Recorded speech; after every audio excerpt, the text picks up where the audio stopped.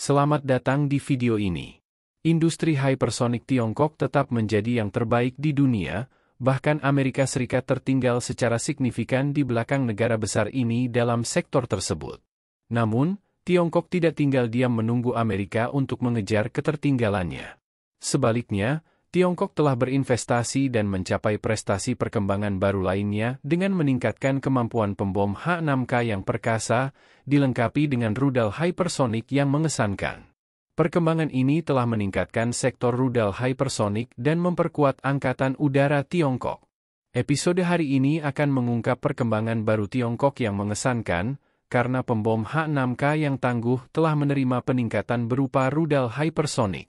Kemajuan teknologi militer Tiongkok telah mengalami lompatan signifikan dengan integrasi rudal hypersonic YJ-21 ke dalam pembom H-6K. H-6K, yang sudah merupakan pembom tangguh dengan kapasitas membawa berbagai amunisi mengesankan seperti rudal serangan darat KD-20 dan rudal anti-kapal supersonik YJ-12, kini dilaporkan mampu membawa rudal hypersonic YJ-21. Penambahan ini menunjukkan kemajuan pesat Tiongkok dalam kekuatan udara dan kemampuan serangan jarak jauh, menandai pergeseran keseimbangan kekuatan di kawasan, khususnya terkait Taiwan. Media Tiongkok, khususnya Global Times, menekankan perkembangan ini sebagai bagian dari upaya Tiongkok untuk memperkuat postur militernya. YJ-12 dan KD-20 telah menunjukkan efektivitasnya, tetapi pengenalan rudal hypersonic YJ-21 mewakili fase baru kemajuan teknologi. Rudal ini dilaporkan dapat mencapai kecepatan hingga Mach 6, menghadirkan ancaman yang sangat sulit untuk dicegat. Teknologi hypersonic, terutama dalam format peluncuran udara, adalah bidang di mana Tiongkok tampaknya melampaui banyak negara lain, termasuk Amerika Serikat. Sementara AS menghadapi penundaan dan tantangan dengan program senjata hypersoniknya sendiri, Tiongkok terus berusaha maju. Kita mungkin bertanya-tanya apa implikasi hal ini bagi Taiwan dan wilayah sekitarnya. Jawabannya terletak pada peningkatan jangkauan serangan dan kemampuan presisi yang dimiliki H-6K. Dengan potensi meluncurkan rudal hypersonic dari jarak aman yang dapat menghantam target di Taiwan tanpa perlu memasuki jangkauan pertahanan Taiwan atau Amerika. Hal ini secara signifikan mengubah kalkulus strategis. Tentu saja, kehadiran YJ-21 pada H-6K tidak berarti pembom ini akan terbang dalam misi reguler yang dilengkapi dengan rudal hypersonic ke Taiwan. Namun, kemungkinan ini memaksa para perencana militer di Taiwan dan Amerika Serikat untuk mempertimbangkan kembali strategi pertahanan mereka. Jika Tiongkok benar-benar mampu mengerahkan senjata hypersonic seperti itu pada pesawat pengebomnya, muncul pertanyaan kritis tentang apakah sistem pertahanan rudal Amerika Serikat dan Taiwan mampu menghadapi ancaman baru ini. Rudal hypersonic terbang dengan kecepatan yang sangat tinggi dan pada ketinggian yang membuat sistem pertahanan rudal tradisional menjadi kurang efektif.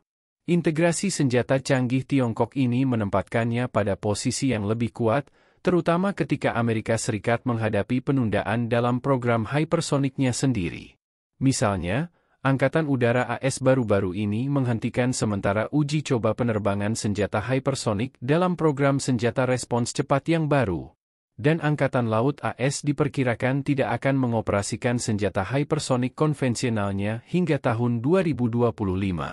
Kesenjangan dalam kemampuan hypersonic antara AS dan Tiongkok dapat memiliki implikasi besar bagi keterlibatan militer di masa depan, terutama di kawasan Asia Pasifik. Meskipun Tiongkok saat ini lebih unggul dari AS dalam bidang teknologi pertahanan yang penting ini, rudal YJ-21 sudah menjadi berita utama pada tahun 2022 ketika muncul laporan bahwa Tiongkok telah meluncurkan rudal tersebut dari kapal perusak tipe 055 yang dirancang dengan kemampuan semi-sembunyi. Ini menawarkan platform mobile untuk rudal, sehingga menciptakan ancaman ganda, baik di laut maupun di udara. Sementara laporan-laporan ini menyoroti versi YJ-21 yang diluncurkan dari kapal permukaan, varian yang diluncurkan dari udara oleh pembom H-6K adalah perkembangan yang lebih baru. Ini menunjukkan bahwa Tiongkok tidak hanya menyempurnakan kemampuan rudalnya, tetapi juga memperluas platform peluncurannya, sehingga semakin menyulitkan upaya untuk melawan ancaman ini. Potensi keberadaan YJ-21 yang diluncurkan dari udara menimbulkan banyak pertanyaan, terutama mengenai keakuratan jangkauannya dan jenis sistem panduan yang digunakannya. Kemampuan Tiongkok untuk menjaga kerahasiaan terkait spesifikasi rudal ini menambah ketidakpastian. Meskipun kita tahu bahwa rudal ini mampu mencapai kecepatan hingga Mach 6, kita belum sepenuhnya mengetahui jangkauannya atau teknologi panduan yang digunakannya untuk mencapai target. Apakah rudal ini menggunakan kemajuan terbaru dalam penargetan berbasis satelit atau semacam sistem panduan canggih di pesawat? Sebelum melanjutkan lebih jauh, beritahu kami apakah Anda menyukai videonya. Jika ya, silakan klik suka dan bagikan, dan mari kita lanjutkan. Ini tentu menjadi topik diskusi di kalangan strategi Pentagon dan AS. Salah satu aspek paling mengkhawatirkan dari pembom H-6K dalam skenario operasi di sekitar Taiwan adalah kemampuannya untuk melakukan operasi malam hari. Hal ini menunjukkan bahwa pembom tersebut mungkin telah dilengkapi dengan teknologi penglihatan dan navigasi malam yang canggih, menambah dimensi baru terhadap ancaman yang ditimbulkan oleh Tiongkok dalam konflik potensial di kawasan. Faktanya, Global Times mencatat bahwa H-6K dapat beroperasi kapan saja dan di mana saja, baik di siang hari, malam hari, atau bahkan sebelum fajar. Kemampuan seperti itu menempatkan Angkatan Udara Tentara Pembebasan Rakyat, PLAAF, pada posisi yang lebih unggul untuk melakukan serangan presisi di bawah naungan kegelapan. Bagaimana Tiongkok berhasil mencapai kemajuan ini? Kemungkinan besar, para insinyur Tiongkok telah mengembangkan teknologi canggih terkait penglihatan malam. Meskipun spesifikasi teknologi penglihatan malam Tiongkok tidak jelas, sudah tampak bahwa mereka telah mengembangkan sistem yang bekerja secara spektakuler selama jam-jam gelap, baik dalam hal navigasi maupun serangan presisi dalam kondisi cuaca buruk. H-6K dilaporkan dilengkapi dengan teknologi gelombang milimeter, yang dikenal karena efektivitasnya dalam kondisi cuaca buruk. Teknologi ini memungkinkan pembom untuk bernavigasi dan menyerang dengan presisi bahkan dalam cuaca buruk, menjadikannya ancaman sepanjang tahun. Meskipun pasukan AS telah memiliki akses terhadap teknologi serupa selama bertahun-tahun, kenyataan bahwa Tiongkok kini menerapkan kemajuan seperti itu pada pesawatnya adalah langkah signifikan. Kemajuan dalam radar dan teknologi penginderaan inframerah menunjukkan bahwa Tiongkok dengan cepat melampaui negara-negara barat dalam bidang penting ini. Perlu dicatat bahwa armada pembom H-6 Tiongkok telah mengalami peningkatan yang stabil selama bertahun-tahun. Awalnya dikembangkan di era Soviet, H-6 telah berevolusi menjadi platform modern yang mampu melakukan serangan jarak jauh.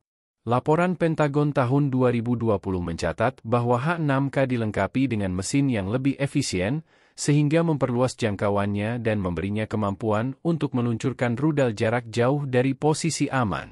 Kemampuan pembom ini untuk membawa hingga 6 rudal jelajah serangan darat merupakan faktor kunci lain yang meningkatkan fleksibilitas operasionalnya.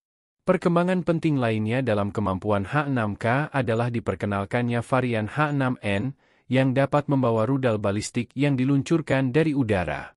Rudal-rudal ini bahkan mungkin berkemampuan nuklir, yang semakin meningkatkan potensi ancaman strategisnya. Munculnya H-6N yang membawa rudal balistik peluncuran udara pada tahun 2020, sebagaimana dicatat oleh para ahli militer, menunjukkan bahwa Angkatan Udara Tiongkok dengan cepat memperluas tidak hanya kemampuan konvensionalnya tetapi juga pilihan pencegahan strategisnya.